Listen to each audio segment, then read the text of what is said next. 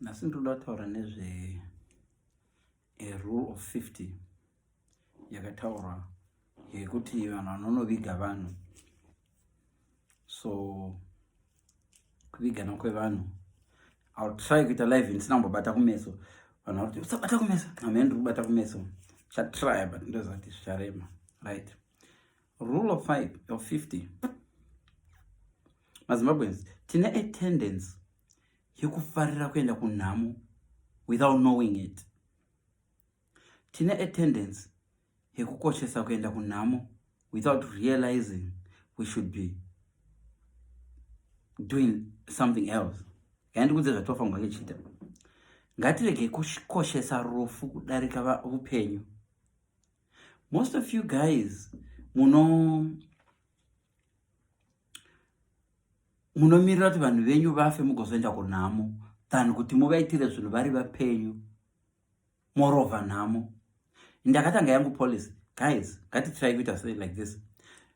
Imagine munhu right now wokuti akafa right now neCovid now, unoenda kunomuona, unoenda kunobata mavoko. Imagine just pauri papo, right? Munhu yeye mupenyu, ndoda kuti imagine munhu mupenyu kwete ari kurwara, kwete mupenyu ari ane utano. Munhu wokuti akafa nhasi unotowedzera mari yokuti rufu ndegwe mumba medu. Handopedza. Wakaguma kumufonera rini munhu yeye? Wakaguma kutaura naye rini munhu yeye? Mupenyu kwari kwa handina kuti ane COVID. Ndati ngoimagine any person wokuti akafa nhasi unotokwira ndege kunomuona. Ndati wakaguma kutaura naye rini? You will find kuti munhu yeye pamwe wakaguma kutaura naye last year. You will find dzimwe nguva munhu yeye wakaguma kutaura naye 2 weeks ago. Asi akafa unoita chipatapata kunomanya kunoona chituna. Iye adofa aenda. Ende munhu iyeye wakaguma mutengera juice rini. Asi musi wanofanira mutengera zicasket zibox. Inzwaika, let's change approach yedu. Munhu iyeye waimagina ye ndichipedza live yangu iyi, ndisati ndatopedza live yangu, bata phone umufonere. Ndangofona ndinzotoka. It doesn't matter. It doesn't matter kuti munhu wacho achafunga kuti asi mashura, asi yes. Nokuti zviri kuitika ndezvokuti vazhinji venyu munoenda kumusha mozonoona vanhu vamakaguma kudhara mochema muchichema pamariro, asi pavaida $2 makavanyima vari vapenyu. Zvakawanda. Vamwe venyu munozotenga casket rinodhura zvokudhura zvezvezve. Asi mubereki wacho wamatengera casket panga achirara chapo pari kutobhinza. Musi wenhamo kuri kunaya mazuva ano, vamwe vacho havatomborina kokurara usiku hwakamira kuti vanovigwa mangwana. Handiti vamwe vacho havatomborina nerumu yekurara. Iwo ndopauri kukwira ndege uchiita senge uchabakwa nechirwere cheCovid, uchikwira ndege uchienda kundoona munhu wawakaguma kutumira mari last of last year. Unosvika ndine cash zvazve-show off papa.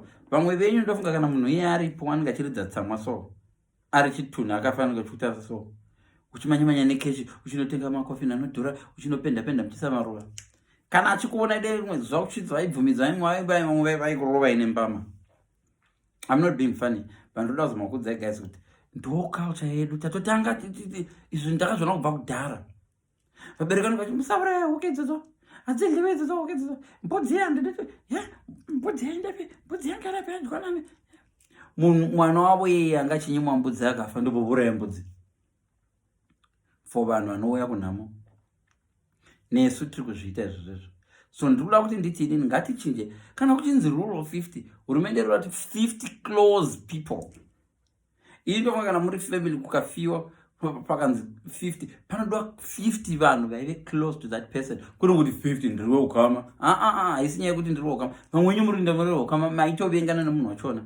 Vamwe venyu ndimakatomurwaya futi vachingowanda neCovid. Vamwe venyu munomuvenga munhu yandozviziva. Deni aipiwa choice kuti vanouya pamariro pangu ndivanani. Vamwe venyu mungadai musipo. Vanhu muri kuenda ipapo baiginya. Vamwe venyu kuda kunoona kuti afa ane chii. Ende ndimbe muchinyanya kutaura. Vanga vasingachengeti vana mambona pavangachirara. Nezvimaselfi zvenyu muchitora mafoni, muchitora pamba panoro. Right now kana uri mupenyu, une mubereki mupenyu, piwa video neuyu yepavanorara. Tsatenda kumakuva, tsatenda kupi. Right now kana uri mupenyu ukatarira live piwa video yepanorara mai vako, woitarisa uri wega, wodeleta and see if you're happy with it. pure video yemagumbeza ari kufugwa namama vako kana vachiri vapenyu, any of those close relatives. Kana uri hama yangu uchifugwa tiri kwegoro uchazoda kuindawo parofugwa, tanga wanditarisa kuti uri ndipei ndiri mupenyu.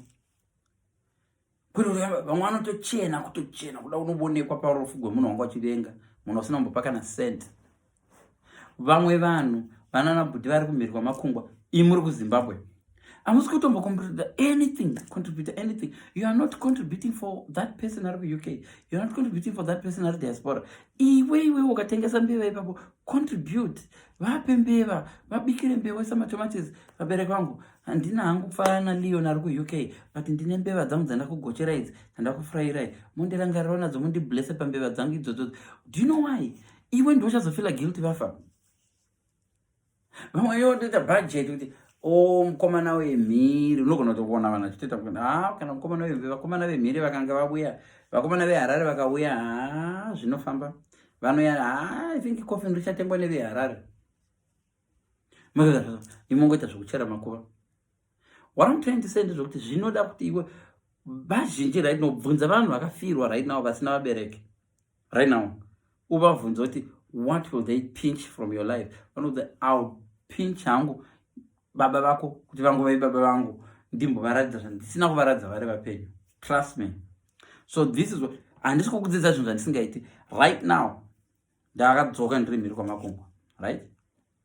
Kana vabereki vangu kuri kuti vashayika, I don't even need to go home. I don't, and I will not go home. Ngaramaziya. Kana ndikavenda ndinangoya by saka no vanhu vadoora kana kuti vadoora vabereki vangu vachingwa kuti ndichauya kunhamo. No.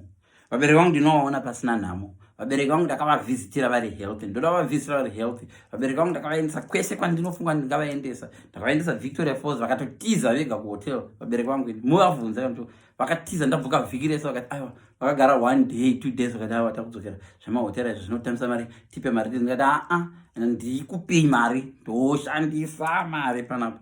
Ende kana muri mhiri kwamakungwa enzai, musapa vabereki venyu cash, buy things for them. Kana muchivapa cash vapei kuti pocket money, don't dictate kuti shandisa mchida. No. Kana muchipa vabereki venyu mari, ngavaive pocket money.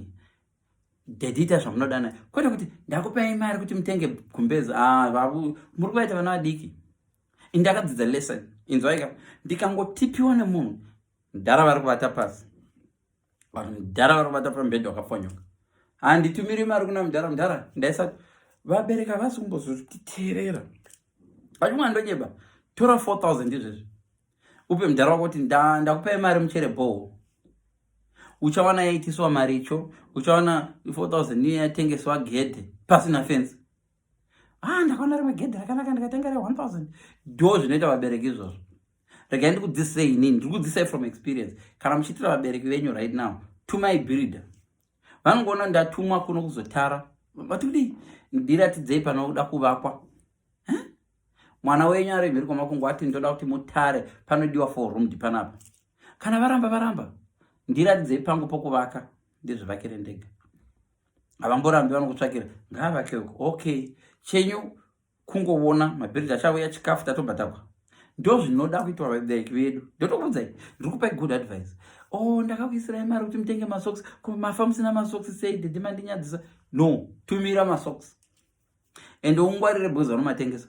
Vabereki vedu vari system zvazvokuti ukavatumira masocks akawandisa akaita 50, vanoti ndikutengesawo masocks 2020 vandasakura mumunda mangu. Vandasakura mumunda mangu. Ndokupai masocks. Aizve. So, zvandiri kuudzai izvi wisdom. Musaita gakava nokukaudzana navabereki muchivati kana wapa mari ipocket money yavo, usavapa mari yekuti shandisai zvokuti, nokuti zvakakosha kwauri hazvina kukosha kwavari. Ndakaenda navo ine vabereki vangu ndakaudzana kwirai ndege. Mwanangu akwirai ndege, ndabhuka Bulawayo. Yaenda Victoria Falls, ndakakwidza ndege ndinokwararoko vachingobhuruka mudenga. Ndikati imari yangu yamuri kudla iyo, mari yemwana wenyu. Right now pavanenge vagere vakatarira ndege kuti murangarire kwira ndege. Something to remember. Kana denda ndakavatumira mari, wainzwa andasiyiwa nendege. Ndege takazogona kuti inongozo ingangobheuka tikazongoreka kwira. Ndakavaudza ndabhuka. Kana musina kuenda munokuenda mari yangu inoendera mahara ticket iro makamirirwa. That's what they want vabereki. ndasvika Victoria Falls ndakabhuka 1 week, vakaramba havo vakagara 2 days 3 days, kanza ndakudzokera ndiri sabhuku ndiri cheche, vakasiya. Vabvunzei kana muchiza musha kwedu, vabvunzei. Izvezvi right now if you go kumba kwangu chako kumusha kwangu, pane imba ndiri kuvaka paside, big house. Vari mudhara wangu akatsika madziro ezvezvina nhasi ari kuda ndigadzirire yangu iyo yandakavaka 1974 yakasimba. Imba ya1974 ine marumu madiki. Imba yandiri kuvakira ine mumbedha house mberi madziro. Imba yandiri kuvakira izvinhu yakutopera, yasara roofing, but mudhara haasi satisfied and I doubt achagaramo. But imba yakanaka, mukaenda kumusha kwangu right now kana ndade mapicture ndakuradzai, big house, but mudhara ane nharo, ari kutoita nharo, ndoda yangu yandakazvivakira. That's parents for you. But what I'm doing now is an image for myself. Oh, fidzo unongopfeka ma-t-shirt, unopfeka malebo, mfana wama-tracksuit yahacheketa vabereki. Listen, I can stand here and tell you kuti aiwa kuvabereki zvangu ndaita zvese zvandinokwanisa kuita, zvandinokwanisa baba vangu even kubva kumota chaiko. And look at yourself, imiwo vabereki muri kuti vana venyu havasi kukuchengetai. Muri kuona live yangu iyi, muri kuti vana vamwe havasi kukuchengetai. Venyu makambovachengetera vabereki. Tisatenda kure, ivo vabereki vedu ivo vanofanira kuzvibvunzawo. Baba vavo vasati vafa vakavabereka here, vakavachengeta here, vakambovatengera ngoro here? Because iwo unoda kutotengerwa ngoro nevana vako, but iwo unombotengera baba vako ngoro, zvinoita kunobva chimwe, chindiro chinoita kunobva chimwe. This is what I learned. Uya vangu vachishayika ndakavachengeta, ini ndakavachengeta, and ndaitoedza kuvachengeta ndiri mupenyu. But ibasa rana mudhara wangu kuchengeta mbuya vavo. In fact, it's the opposite. Bible rinoti isu vabereki tisitofanirwa kusiyira vana nhaka. Saka mbuya vangu nasekuru vangu vaifanirwa kusiyira baba vangu nhaka, baba vangu vachisiyirawo ini nhaka, indosiyirawo vana vangu nhaka. But it's the opposite. Indiri kuchengeta baba vangu, ndakatombokuchengeta hafu vanasekuru vangu, because pakafiwa gore vakafa gore raive nezhara. Oh, kune mukomana ari kuUK, I had to buy a casket. Inini kuda kwangu ndandati ndatenga mota, torai sekuru muenda nawo kuGreat Zimbabwe, vambonoona Great Zimbabwe. Zvikaramba kuti ndiri kukupudzirei izvi, I'm not bragging. Ndoda kukudzidzisai something chandakadzidza, wisdom yandakadzidza. Vanhu kana makateerera right now, the rule of 50 yokuti pazofiwa moenda munokokodzana nekorona, vamwenyu murienda kunhamo dzemunhu wama musingambooni, munobva mune korona ikoko, mofa movatevera. Because vanosvika chikudza kuva wakazofa, ndakabatwa nekorera parofu wangu, waive parofu wangu taimbo. I can imagine wafa wosvika kumunhu wanga usingasiboni, ainda kurova so shako wakazongofa usina kutiudza, kuiuye kunosei ndakafa panhamo shamwari, ndakakosora panhamo pako ndabatwa neCovid. Kwaibatwa neCovid waita zvandivhisira ndiri mupenyu, wouye kuCovid ubatwa ndafa. Ndonga vanoda kuseka imagination yangu. What I'm trying to say ndezvokuti kalive kana kadiki, guys, funga munhu iyeyo unoti ukafunga right now unofunga kuti he is my responsibility. Kana akafa ndindofanirwa kumuviga. Wozvibvunza ndamutengera chi? Kana usina mari umenya pacharity shop unotsvaka suit womutumira. Kana usina shangu umutenga. Zvese zvaunonzwa kuti wogutsikana kuti kana akafa you deserve kufamba pamariro pake wakadai maoko so. Vanhu vachiita vakatarisa. Right now I feel mukaenda kumba kwamapira, chese chinhu chauno chine trademark yangu. Unogona kuona mai vangu vakarova imwe topu yakanaka kuti topu yakafanidza Leon idzi. Yeah. Unogona kuona mudhara wanga akarova sunja. Sunja inenge kumhiri kwamakombwe. Sunja inenge Tommy Hilfiger. Yeah. That's what I do. Parofa vanhu kuti mwana wamuvazivira vanhu vemudhara, motikari yacho hamusi kuiona here, aiwa mota dzeBritain, mwana wako kuBritain. Ndakazvidzidza izvozvo. It's not easy. It's painful. Because dzimwe nguva mune muri masiblings, mogona kunge muri 6 masiblings. Vese vachishanda. Vanokutarisa sokuti mhiri ndiye achazviita. As if baba wako dzimwe nguva vanogona kutarisa sokufunga kuti maybe baba wako ndibaba wako wega. No, what I'm advising you guys ndezvokudai so, relationship yako nemufi inofanirwa kunge iri clean. Relationship yako nemufi inofanirwa iri clear. Look back kana wasvika panhamo so ufambe so uchinongedza kuti icho ndini ndakatenga. Vamwe venyu munosvika panhamo ndini ndatenga coffin iro. People are laughing at you. People will be laughing at you. Havakuudzi. Unoona achitora myself a coffin. But vanozviziva right now kana mai vako vachinokumbira sugar right now pamaneighbors. Vari kutozviziva maneighbors. Zvako zvokuzosvika uchinotenga coffin uchifamba uchidai nedzibenzi. Hazvichinje vanhu mavhiura vari kukuita. Right now kana mai vangu vachikumbira sugar right now, maneighbor ari kutozviziva. Otozviziva indozoti ndabva Britain ndatenga casket rokuLondon, Versace casket, uchidaidai vanhu vanenge vachida fanha akazungairo vaivake vaivatapase vaivake vaivamba neshoka iwosvike nezimbuti ndiri kukudzisai wisdom panapa. Ngatiitei zvinhu izvi vanhu vari vapenyu, ngatiitirei vanhu even maminista ivayo vanhu vakuru vatinenge tinavo vakuru ivavo vanonida something. Hakuna munhu ari too rich not to need something. Kana uchizati vanofarira maruva rather than kuvatengera maruva paguva ravo, tenga izvezvi vongoona delivery 50 pounds yabhebi mwana wenyari weBritain atenga uyu akati ndizodhilivha mukuru yatumira ndatumira ndeyenyu yokudya mama. Hey mwanangu ndavedu ka $20 ilai mama ndiamotenga zvamoda. Kana mukomana weice cream achifamba panze apo tengai. This zvinotipa mablessings as well. Usafa wakada kuita competition nevemufamily mako boss variko vanhu vanongokutarisa so vachitori nebetter money than kuna vamwe vanhu vari richer than you kumusha uko vane madiamonds vanotarisa mai vako savasingavachengeti so vakatarisira iwe uri mhiri kwamakungwa uri kushanda 9 till 5 tarisai mhuri dzimwe dzekuti dzedzaka munogona kunge mune masiblings 6 7 8 kune umwe anenge ari kuamerica kucanada kana kuti south africa ndiye anonzi anoita zvese shuga yapera mombe yafa dedi vari kurwara ndiye anofuta mari dzokubhedhara vamwe vanongozoya kunhamo chete kudetsera kutakura coffin.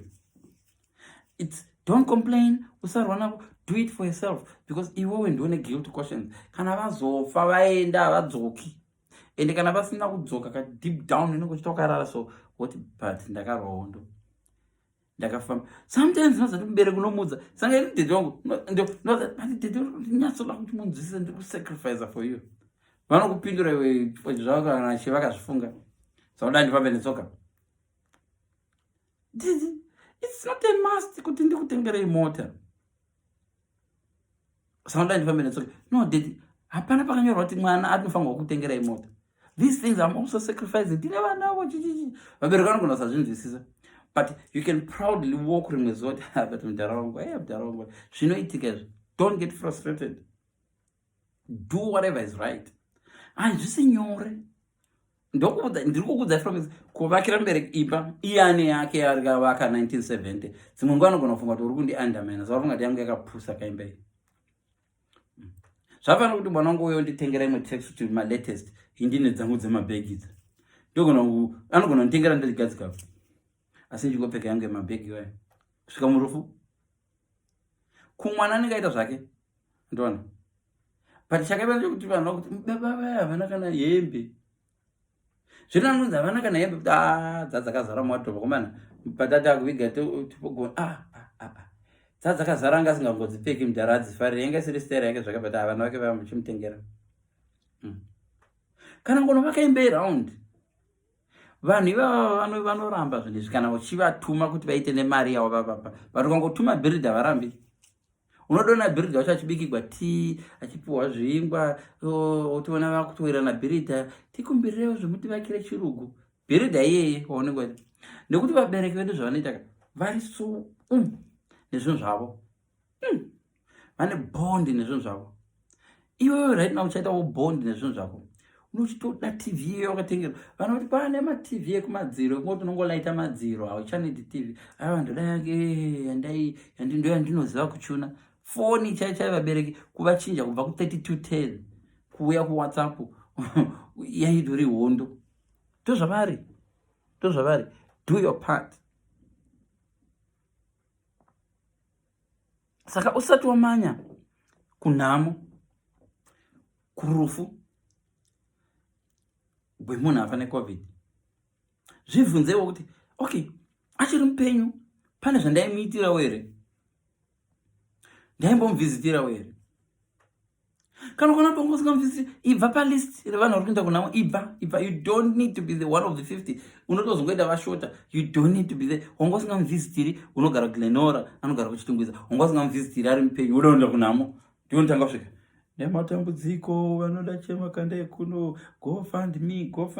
Vamwe vanhu varikuita magofund me uchitira munhu gofund me munhu ongosotombomuhurusa, munhu ongosingambomuti halo kana kuinbox. Tikacheka inbox yako nemunhu iyeye hapana kana pamwe pakamboti kwakadii kumusha, asi kana yafa ndiwe unoti go fund me Leon, go fund me. Hausati wambouya kuinbox wangu ukati hi Leon. This is exactly what I'm trying to say. Guys, let's do this.